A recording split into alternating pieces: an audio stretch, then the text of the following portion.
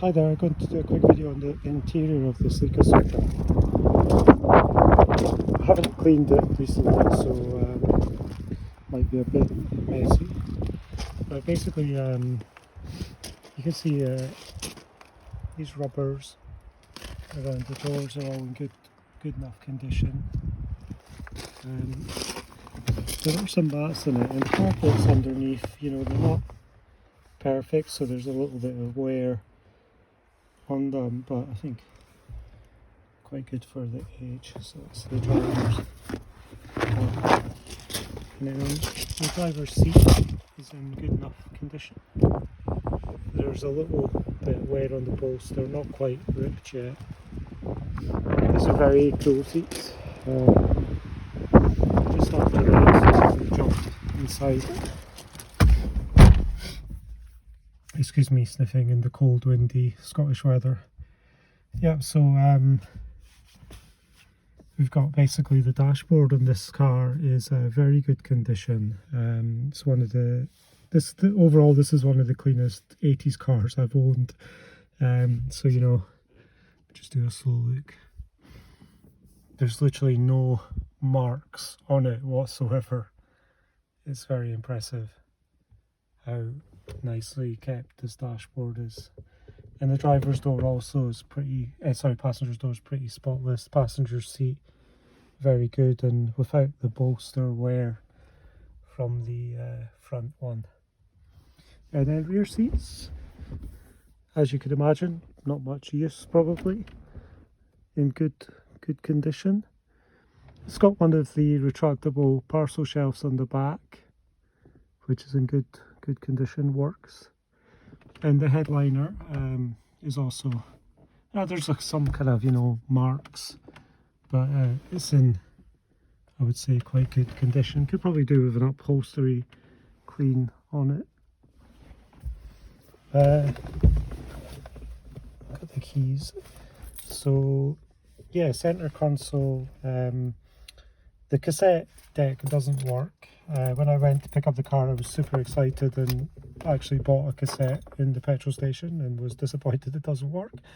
The radio does work, and it's got a retractable aerial which works when you switch on the ignition.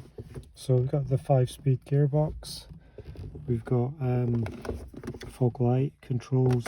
This is a little, so these cars had an air pump where you could pump air into the bolsters on the seat, and then you could press buttons to release the air from either the top, middle or bottom parts, which is kind of wacky Japanese design. Yep, so all the lights, you know, work, all the gauges work in this car. So you see everything goes out once you start it. I did the cold start just half an hour ago before I rinsed it, and it's now warmed up a little bit, so it's now idling around about 800-900 RPM. Just a handbrake light on there, so 123,000 miles.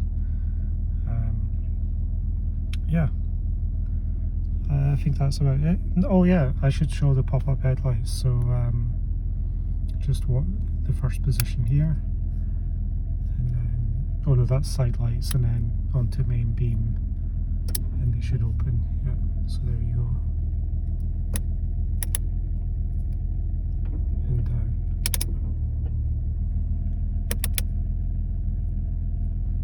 There's a little bit of delay when you switch off these lights for them to come down. Yeah. Also, the sunroof does work. As you can see, I prefer never to open it because it's quite hard to get replacement rubbers for them. So the sunroof doesn't leak now, and I would want to just keep it closed just to avoid future leaks. So I've never really had it fully open. I'll have a quick look in the boot. You might not hear me because of the wind noise, but I won't show you. Oh, this door, there is a little bit of wear on this handle, but that's really the only part.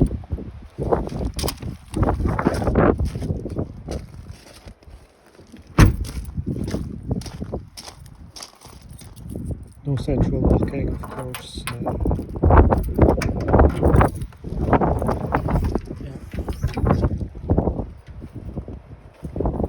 Okay, hopefully this won't drop on my head. I think these gas struts hold it up quite well. I've not had much in the boot of this.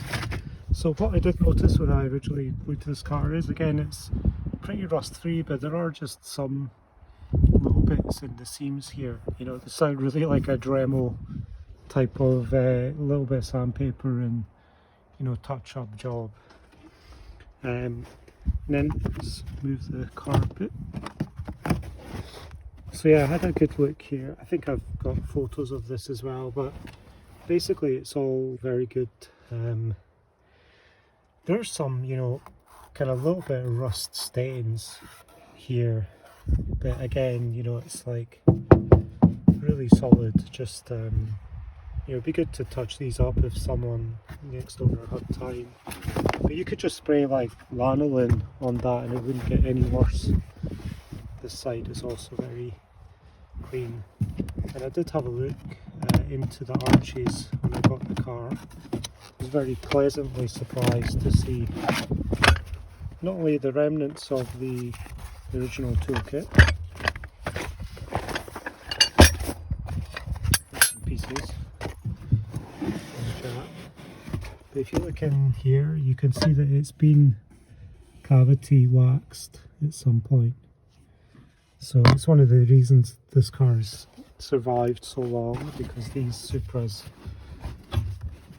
you know, tended to rust a little bit.